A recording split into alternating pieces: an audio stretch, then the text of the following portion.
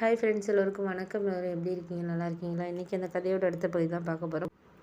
அதுக்கு முன்னாடி நீங்கள் செய்ய வேண்டிய விஷயம் என்ன அப்படின்னு கேட்டிங்கன்னா, மறக்காமல் நம்ம சேனலை சப்ஸ்கிரைப் பண்ணிக்கோங்க. கீழே இருக்க பெல் பட்டனையும் கிளிக் பண்ணுங்கள். அப்போ தான் நான் போடுற வீடியோஸ் எல்லாமே உங்களுக்கு உடனுக்குடனே நோட்டிஃபிகேஷன் வரும். ஸோ மறக்காமல் சேனலை சப்ஸ்கிரைப் பண்ணிவிட்டு வீடியோ பாருங்கள் ஃப்ரெண்ட்ஸ். வாங்க நம்ம கதைக்குள்ளே போகலாம். அதுக்கப்புறம் நான் யோசித்த விஷயம் என்ன அப்படின்னு கேட்டிங்கன்னா, சில விஷயங்களை நம்ம ஒரு முடிவெடுக்க போகிறோம் அப்படிங்கன்னா, அதுக்கு ஒரு சில நேரங்களில் நம்ம சாதகமான சில முடிவுகளை எடுக்கிறதுக்கு காரணம் நம்மளை சுற்றி இருக்கிறவங்களா இருக்கலாம். இல்லை நம்மளுக்கு அவங்க கொடுக்குற சப்போர்ட்னால கூட ஒரு நல்ல முடிவு கூட நம்ம ஒரு தொழிலையாக இருக்கட்டும், இல்லை வாழ்க்கையிலையாக இருக்கட்டும், ஏதோ ஒரு விஷயத்தில் நம்ம முடிவெடுப்போம். ஆனால் நம்மளை சுற்றி இருக்கவங்க ஏதாச்சும் ஒரு சில விஷயங்களை நம்மளை குறை சொன்னாலோ, இல்லை ஒரு மனசு இது பண்ணுற மாதிரி பேசினாலோ பண்ணாலோ நம்மளுக்கு அந்த அளவுக்கு ஒரு சரியான இதாக இருக்காது. அது மாதிரி தான் எனக்கும் இருந்துச்சு. எனக்கு நான் வேலை பார்த்துக்கிட்டு இருந்தப்போ எதுவுமே அந்த அளவுக்கு எங்கள் ஃபேமிலியில் இருக்கவங்களா இருக்கட்டும், அதுக்கப்புறம் ஃப்ரெண்ட்ஸாக இருக்கட்டும், அந்த அளவுக்கு எதுவும் இதை அப்படி பண்ணு அது பண்ணுன்னு எதுவுமே சொல்லலை. ஆனால் ஒரு மேரேஜுன்னு வர்றப்போ அவங்க யோசிக்கிற விஷயமா இருக்கட்டும், இல்லை நம்ம சுற்றி இருக்க விஷயங்களையும் இப்படி செலக்ட் பண்ணு, இதுதான் உனக்கு நல்லது, இப்படி இருந்தேன்னா உன் லைஃப் ஹாப்பியாக இருக்கும் அப்படின்னு சொல்லிட்டு ஒரு சில விஷயங்களை வச்சு மட்டும், அவங்க லைஃப்பில் நடந்ததை வச்சு மட்டும் நம்மளுக்கு அட்வைஸ் பண்ணுவாங்க. ஆனால் அது எல்லாருக்குமே அந்த அட்வைஸ் செட் ஆகுமா அப்படின்னு கேட்டால் கண்டிப்பாக கிடையாது. ஏன்னா ஒருத்தருக்கு ஒரு ஒரு மாதிரியான விஷயங்கள் சில நேரங்களில் இதாக இருக்கும். அதை நம்ம சொல்கிற விதங்கள் அப்படிங்கிறது தான் நம்மளுக்கு ஒரு இதாக இருக்கிற மாதிரியான ஒரு விஷயமா இருக்கும். அதனால நான் என்ன யோசித்தேன் அப்படின்னு சொன்னால், இது சரியான ஒரு இதாக இருக்காது அப்படின்னு சொல்லிட்டு நான் யோசிக்கிறதுக்கு என்னதுன்னா, ஏன்னா அவங்க வாழ்க்கையில் அந்த சந்தித்த விஷயங்களாக இருக்கட்டும், ஒரு சில விஷயங்களை நம்ம மாற்றிக்கிறதா இருக்கட்டும், அது அவங்களோட விருப்பங்களை பொறுத்தது இருக்குது அப்படின்னு சொல்லிட்டு சொல்லலாம். அதை விட்டுட்டு நம்ம தேவையில்லாமல் இது சரி அது சரின்னு நம்ம அவங்கள்ட்ட சொல்ல முடியாது. நமக்கு எது பிடிச்சிருக்கோ அதை நம்ம இது பண்ணோம். நிறைய பேர், அதாவது என்னோடய ஃப்ரெண்டுமே அவங்க அம்மா சொன்னாங்க, அவங்க சிஸ்டர் சொன்னாங்க அப்படின்னு சொல்லிட்டு அவள் ஒரு சுயமாகவே எந்த ஒரு முடிவுமே எடுக்க மாட்டாள். அவங்க ஹஸ்பண்ட் கிட்ட ஒரு கோவப்படுற விஷயங்கள் முதற்கொண்டும் அவங்க அம்மா சிஸ்டர் என்ன சொல்கிறாங்களோ அதை கேட்டுக்கிட்டு பேசுகிறது, அந்த மாதிரி தான் இருந்தாள். அப்போ அந்த சமயத்தில் அப்படி இருக்கிறப்போ அது சரியானதாக இருக்கா அப்படின்னு கேட்டால் கண்டிப்பாக அது இருக்காது.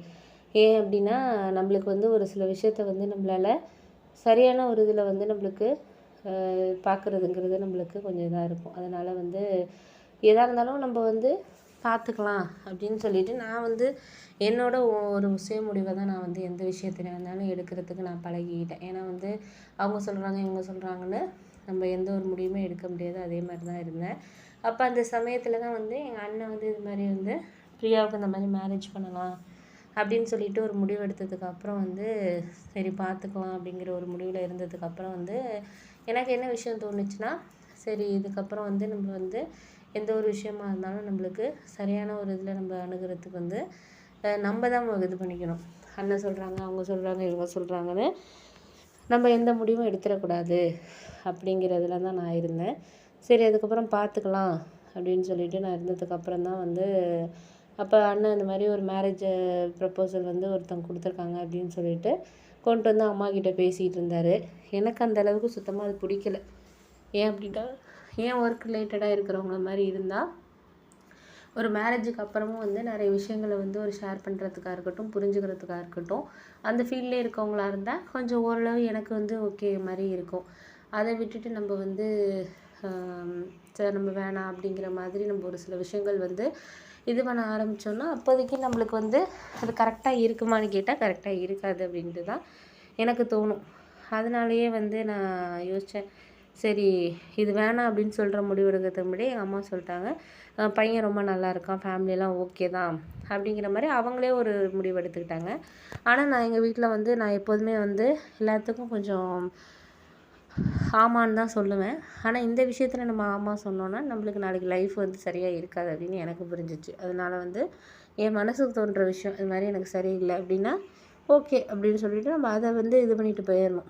அதனால் நான் என்ன சொன்னேன்னா, இது மாதிரி எனக்கு இது வேணாம், நம்ம இந்த விஷயத்தில் நம்ம இது பண்ணிக்க வேண்டியதில்லை அப்படிங்கிற மாதிரி நான் ஒரு முடிவு எடுத்தேன்.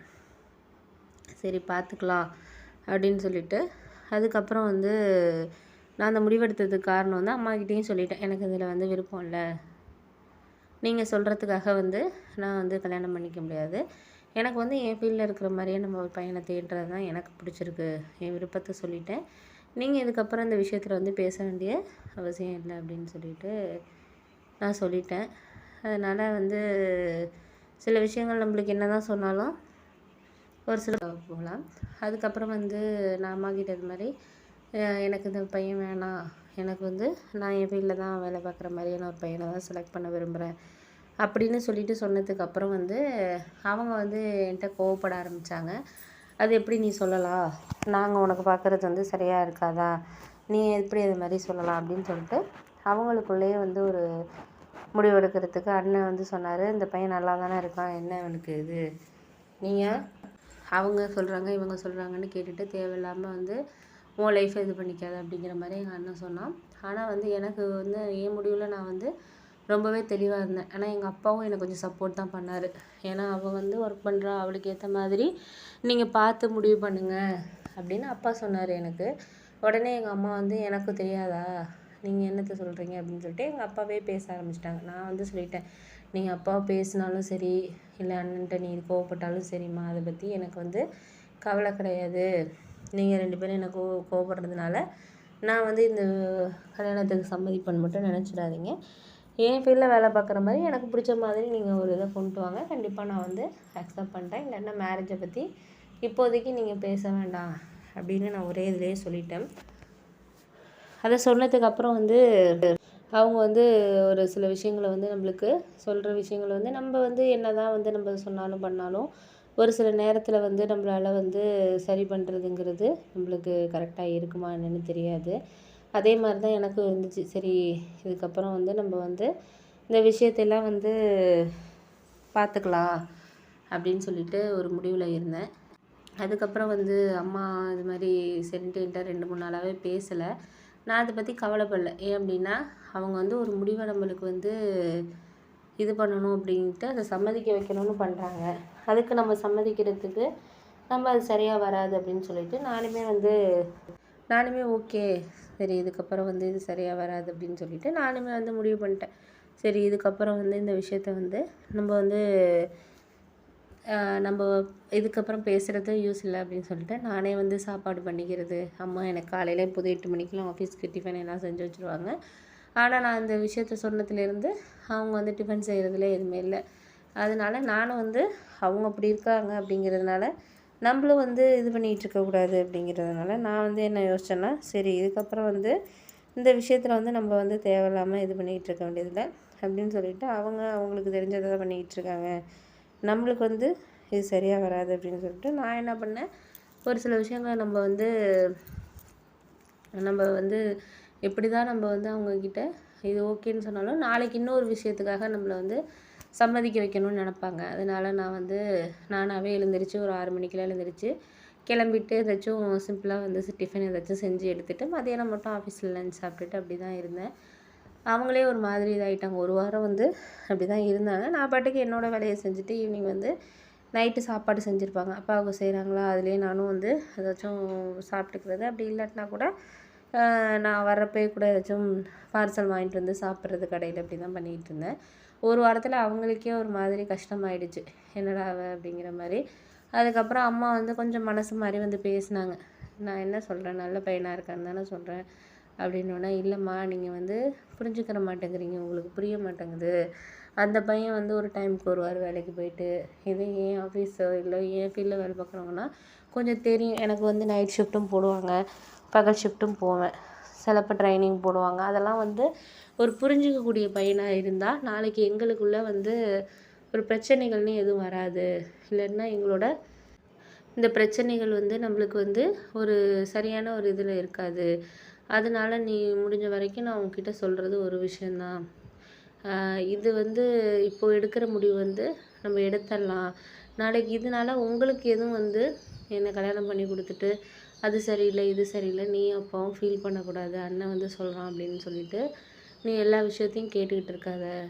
நான் சொல்கிற முடிவு எடு. நாளைக்கு அதில் நல்லதாக இருந்தாலும் சரி கெட்டதாக இருந்தாலும் சரி நான் பார்த்துக்குவேன். உங்களை நான் எதுவுமே வந்து கேட்க மாட்டேன், ஏன் இது மாதிரி நீங்கள் இது பண்ணுறீங்க செய்கிறீங்க அப்படின்னு சொல்லிட்டு நான் எதுவுமே கேட்க மாட்டேம்மா அப்படின்னோன்னா அதுக்கப்புறம் புரிஞ்சுக்கிட்டாங்க. அதுக்கப்புறம் புரிஞ்சுக்கிட்டு அவங்களுமே வந்து அவங்க அது மாதிரி வந்து என்னடா இது அப்படிங்கிற மாதிரி ஒரு சில விஷயங்களை வந்து யோசிச்சுக்கிட்டு இது பண்ணிக்கிட்டு இருக்கலாம் அப்படிங்கிற மாதிரி தான் அவங்க என்னை வந்து இது பண்ணாங்க. அதுக்கப்புறம் நானுமே வந்து சரி இதுக்கப்புறம் வந்து எது இதாக இருக்கணுமோ அதை நம்ம பார்த்துக்குவோம் அப்படின்னு சொல்லிட்டு அம்மாவும் அதுக்கப்புறம் கொஞ்சம் அவங்க வந்து புரிஞ்சுக்கிட்டாங்க. சரி நமக்கு வந்து இது சரியா இல்லை அப்படிங்கிற மாதிரி நம்ம பார்த்துக்கலாம்